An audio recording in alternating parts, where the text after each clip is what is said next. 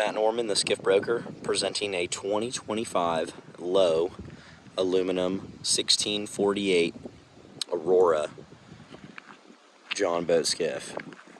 Custom configured by a discerning owner who has had a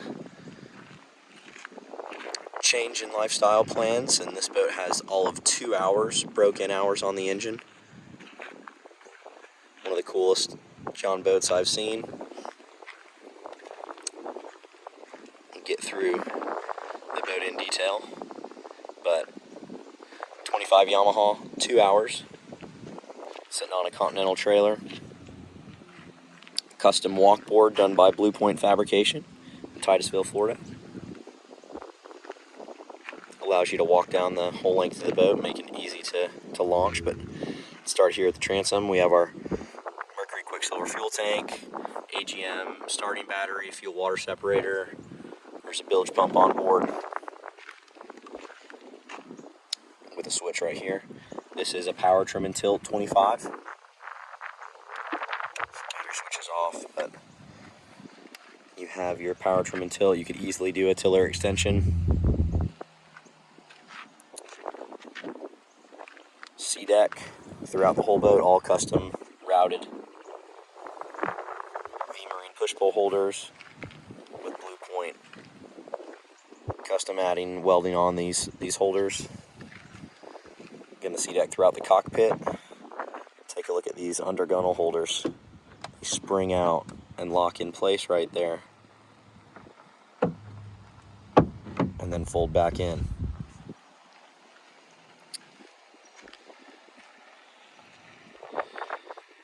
Very cool double step. So this model standard setup is just this deck all the way to the bow, which you see has quite a bit of a lip right here, right?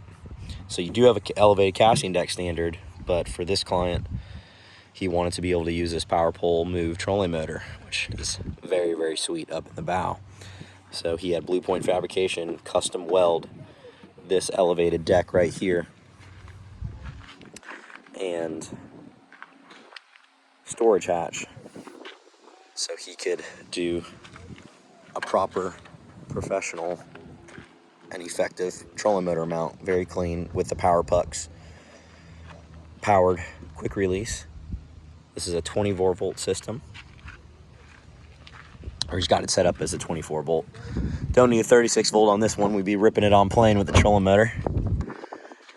And it is a Dakota lithium battery with a Dakota lithium onboard charger. And take a look at the storage that was now created because of this elevated deck. So he's able to do life jackets and miscellaneous gear up on that elevated shelf.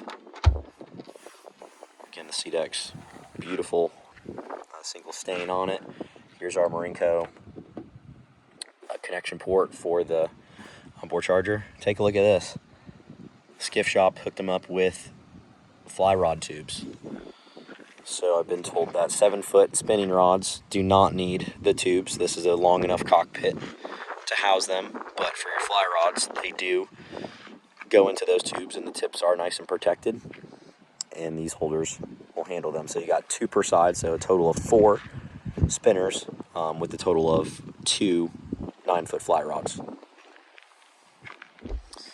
With this Sea-Dek, it quiets it up very, very nicely. And again, this step now, you have a nice 2-step up to the deck. So very, very easy transition.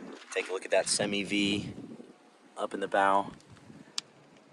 I grew up fishing a 14-foot version of this and have caught more fish on that boat with my dad than my fancy Hell's Bay, as I'm sure many can attest to. Power winch. Probably a little overkill, but hey, when you do stuff to the nines, you do stuff to the nines. Matches nicely with that walkboard, so you can get this boat in and out very, very easily. Push of a button. Again, 2 hours. The boat was put together over months of thought and careful planning. Unfortunately, a change in lifestyle events has forced a sale. But this this thing is very sweet. Very, very sweet. Not your grandpa's John boat.